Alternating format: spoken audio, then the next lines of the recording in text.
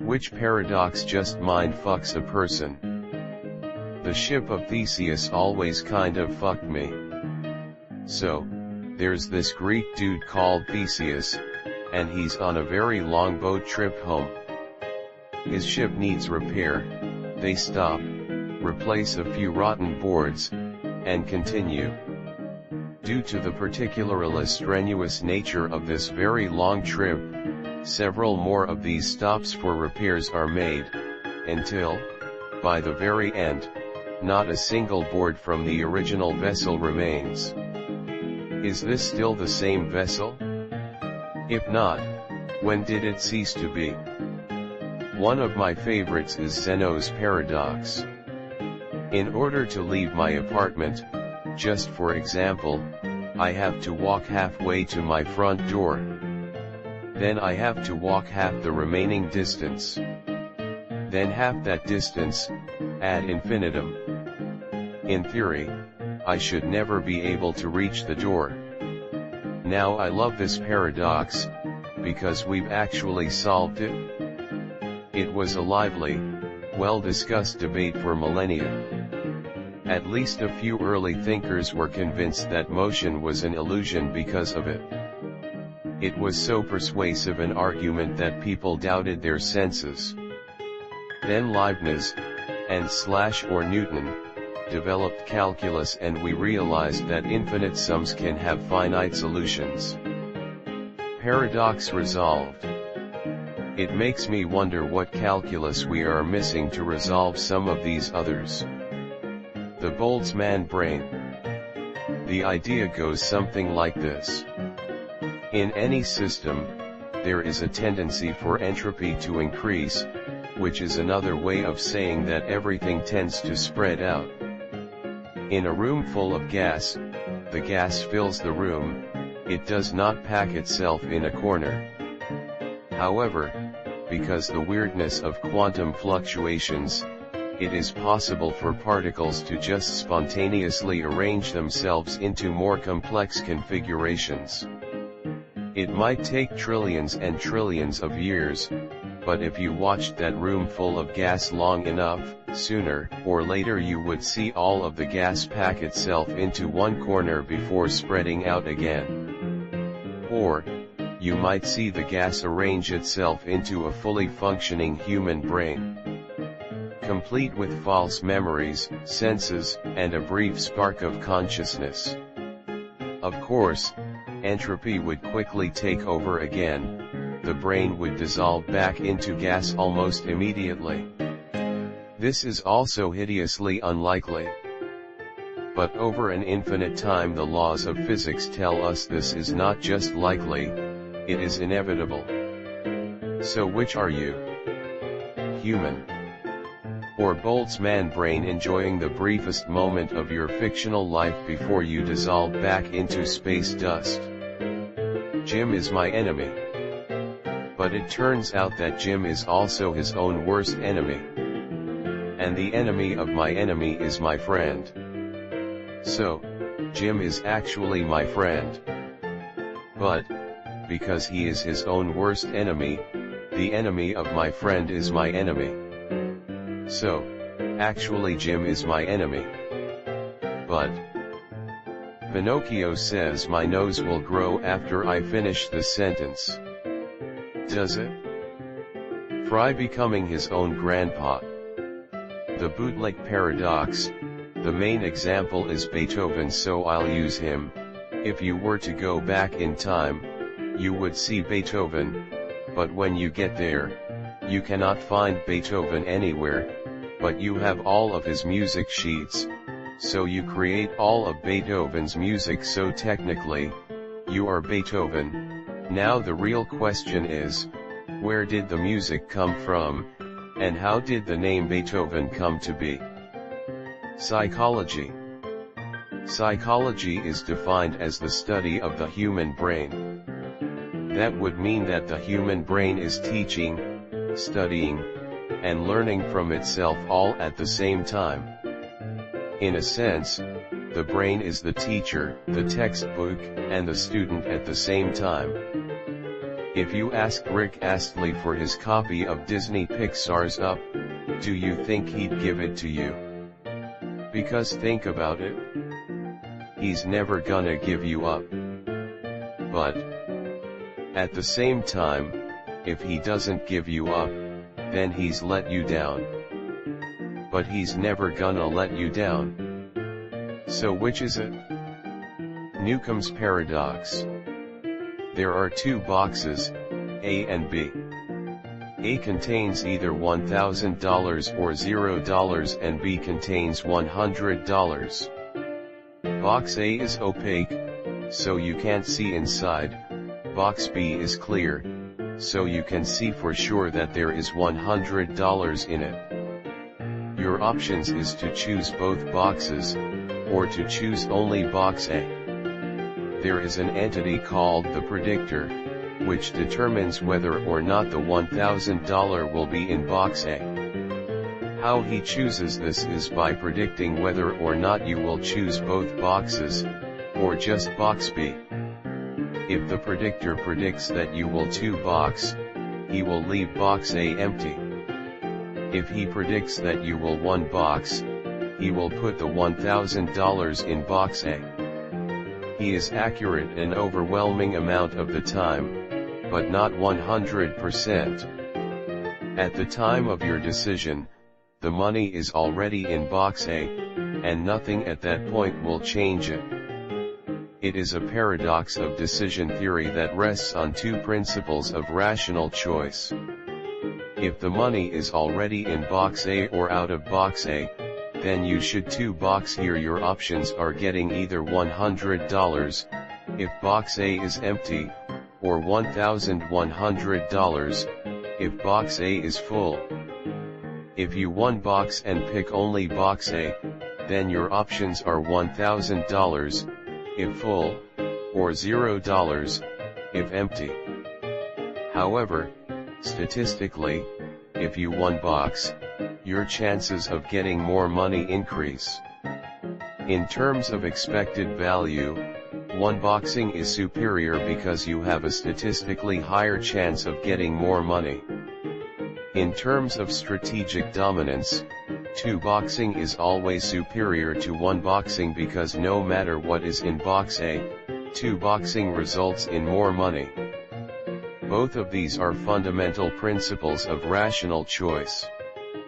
There are 2 rival theories, causal decision theory and evidential decision theory. It is pretty arcane but one of the most difficult paradoxes in contemporary philosophy. Robert Nozick summed it up well: to almost everyone, it is perfectly clear and obvious what should be done.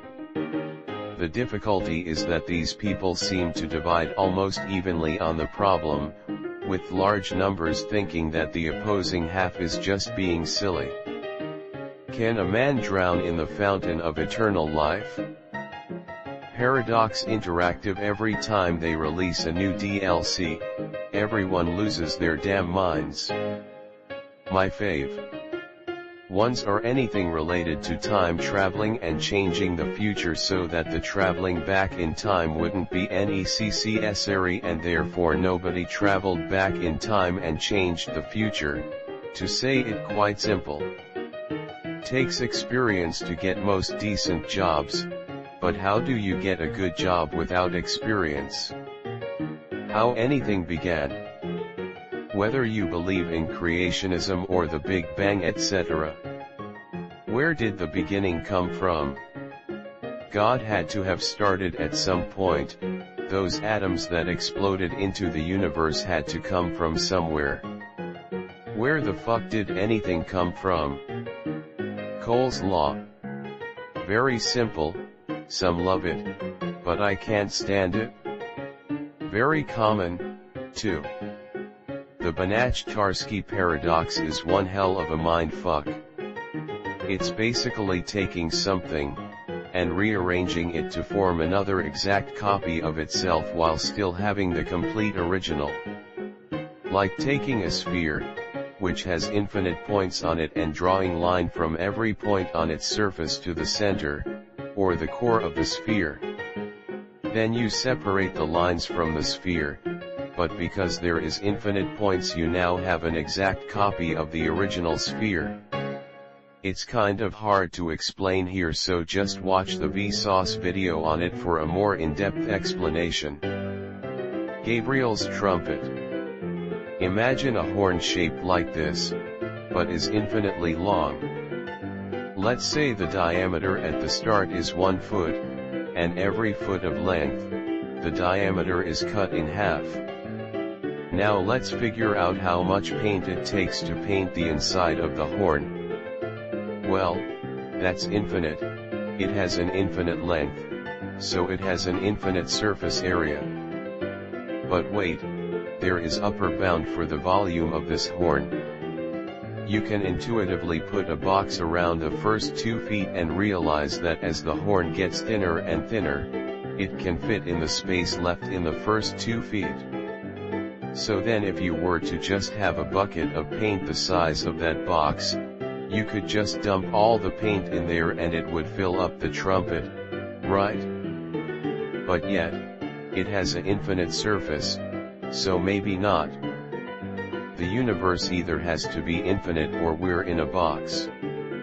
However, if you ever reached the end, that closes the universe in, it would be impossible for something to not be on the other side of the enclosure.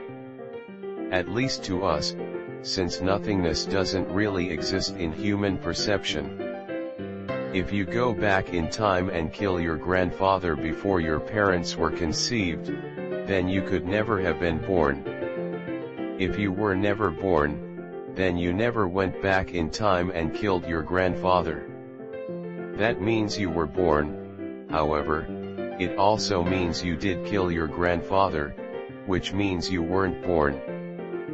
I'm upvoting this because it's been a long ass time since we got a paradox question on the front page.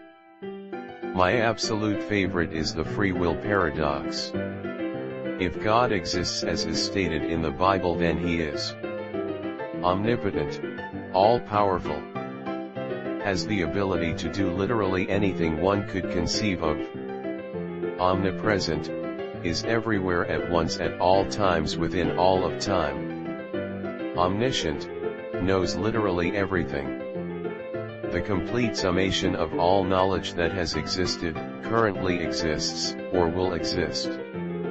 The Bible also states that God gave man free will, the ability to believe what you want, do what you want, and be in control of your own life. We choose to believe in God or not believe in God, be good, be evil, etc. Even in all God's power, he won't influence our choices directly. They are completely our own. The issue here is this. If God is omniscient and knows all things, then he knows our past, present, and future. He knows every tiny little detail about our lives, beginning to end. Even if there are multiple timelines, he knows every detail about alternate reality, us too. There is not one single fact unknown to God. If this is in fact the case, and God created all with full knowledge of everyone's entire life, then free will cannot exist, as our future is known and predetermined. If not, then God is not omniscient and is an imperfect and flawed being capable of failures and mistakes. Either God gave us free will, or he is omniscient, but it cannot be both. The UK triple lock that people moving to the UK experience. And #X200B. Need proof of address and photographic ID to open a bank account. Need a bank account and photographic ID to rent a place. Need a bank account and an address to get sent your photographic ID. And #X200B. Checkmate atheists. This sentence is false. The coastline paradox. The more accurately you measure a coastline, the longer it gets, to infinity. The birthday paradox. Read that in a room of 23 people there is a 50% chance that at least 2 people have the same birthday. In a room of 30, the chance jumps to 80%.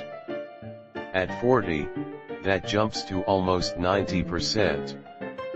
The catch though is that you will never reach 100% unless you have a room of 367 people, i.e. the pigeonhole principle. Pretty cool. The math is legit. I have had 4 surgeries this year and had my final one today. According to my mom, I was having a conversation about remembering something in the moment but not having a clue about it later. So while you know what's happening during that and can feel and experience everything once you wake up, if you forget even if conscious during because you forget it like it didn't happen. That's what my mom said. I told her because I can't remember it. Could a god like that microwave a cheese and bean burrito so hot that even he himself cannot eat it? If he can't, that's something he cannot do, and therefore he's not omnipotent. If he can, then he cannot eat it, which is something he cannot do, therefore he's not omnipotent.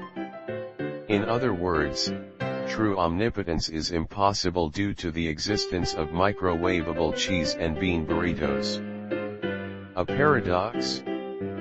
You mean one of those things that can destroy the universe? When I first started dating my now wife, she told me she had a rape fantasy, and she wanted me to try it. The paradox is that you can't rape someone that wants to be raped.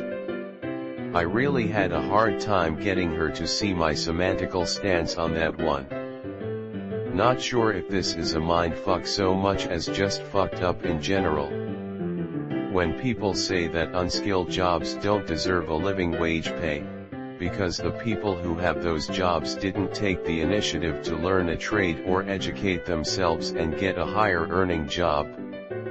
Let's assume that nobody has obstacles that make this an unreasonable expectation. If every single person alive refused to work shitty jobs beyond the necessary means to an end, there would be a massive shortage of unskilled workers and the bottom of the totem pole, so to speak, in the workforce would absolutely collapse. There are legal limits to how much and what underage workers can do, and college students often don't work full-time for obvious reasons. And when they do, again, it would be a means to an end. Yes, they would be there to fill some gaps. But how many people are in these industries for life? I don't offhand know the percentages, but I'd bet my left nut it's enough to make some serious waves if they all suddenly had too high of aspirations to stoop so low.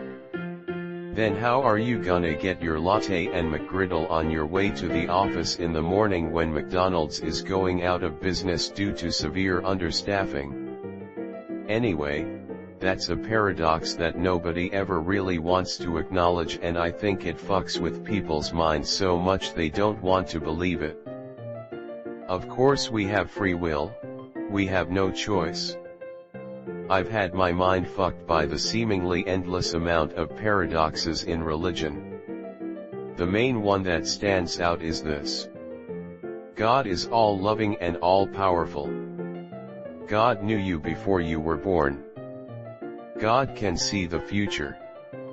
Hell exists. If you accept these 4 tenets of modern Christianity, which most Christians do because the Bible reinforces these ideas multiple times, then you also believe that an all-loving God chooses before people are even born if they will go to hell. A lot of time, I've noticed that when people start to draw this same conclusion, they will either start believing in purgatory, believe that there is no hell, or believe that our own free will chooses our final destination. For me, I don't really believe anymore, but I know there are thousands of people that struggle with this idea and do every kind of mental gymnastic to make it not exactly what it is. The best simple paradox is the sentence is a lie. If it is a lie, then it is true, but if it is true, then it is a lie, and so on. If it is true, then it is a lie, but if it is a lie, then it is true. And it is an endless loop with really no answer. Roscoe's Basilic. The universe and therefore all physical space is either infinite or there is an end to it. That means that either an infinitely large thing exists or there is a physical line over which nothing exists. Both of those things seem impossible, but one or the other must be true. This is actually an axiom, the exact opposite of a paradox. Incidentally, the exact opposite of a paradox is in fact a paradox, which is a paradox in itself. Rocco's Basilisk. To anyone who wasn't already familiar with this and is about to find out, I apologize in advance. Time was created a long time ago. Simply asking a person what foot do they start moving with first? It makes them question themselves every time. Sarite's paradox. Removing one grain of sand from a pile doesn't destroy the pile, because one grain is trivial to the rest of the pile. Likewise, removing another grain from that pile wouldn't be significant either. Removing a third wouldn't be significant either, and etc. etc. But if each grain of sand you remove is equally insignificant to the one that you removed before it, when does the sand pile cease to be a pile anymore? How much can you change something before it's no longer the same thing?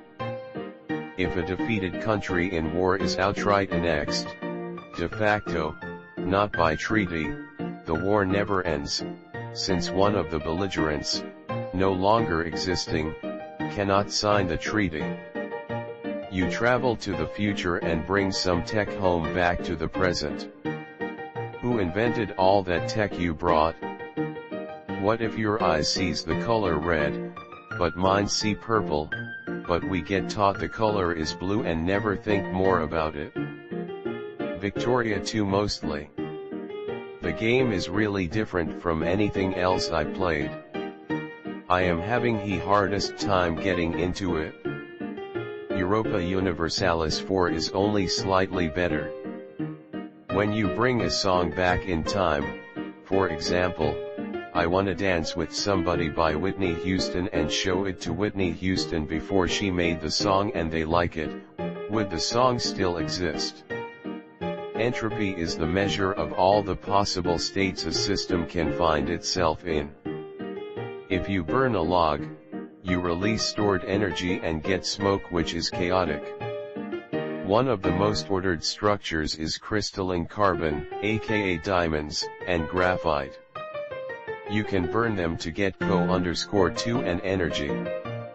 The most chaotic system is the heat death of the universe, when the stars have winked out and most particles are randomly floating space smoke.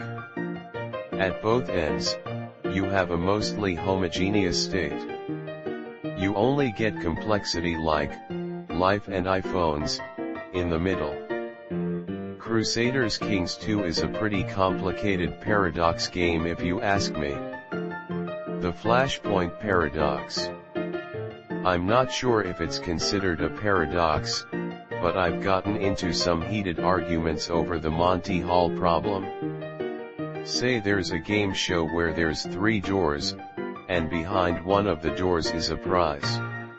After the contestant picks door number 1, the host, who knows where the prize is, shows the contestant an empty prize behind door number 2. The host offers the contestant the opportunity to switch his/her choice from door number 1 to door number 3.